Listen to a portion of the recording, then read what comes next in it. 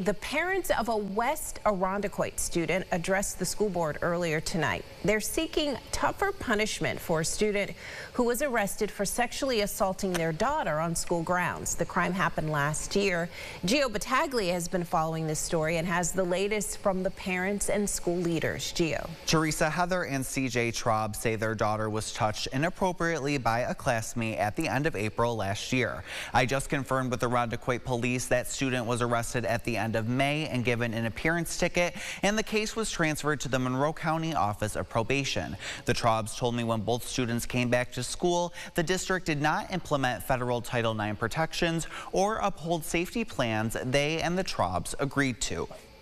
We went through the entire process. The kid was arrested, he was charged, he was put through the court process, but the school district did almost nothing to protect her from it. CJ Traub, alongside his wife Heather, told me when their daughter came back to school in May 2024, there were multiple additional instances where the accused assailant would break the safety plans put in place, and the assault continued. Eventually they did put an escort on this kid, but at that point it was the very last day of school. And then we get to this year, and the escort's pulled off. And, day one, this kid walks right up behind my daughter. And this school district determines that, that doesn't consider a threatening or harassing action. So I lost my mind at that point. The Traubs say the school allowed her to receive tutoring as opposed to going to class, but now they are requiring her to return to school. Heather and CJ say no way. It's about a year now. Lawyers are involved. Their lawyers are involved. The district, the commissioner of education is involved.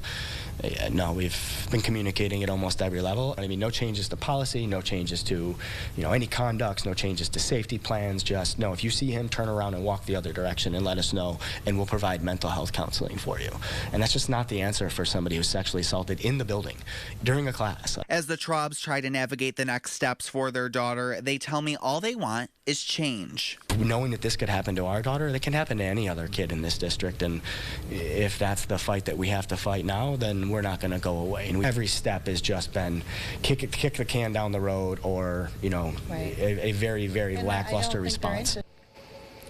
The board did not reply to tonight's comment. However, I did get a statement from the West Irondequoit Central School District regarding the situation that said in part, quote, "We recognize that regular policy review ensures we continue meeting the needs of our school community, and we welcome ongoing dialogue as we advance this important work."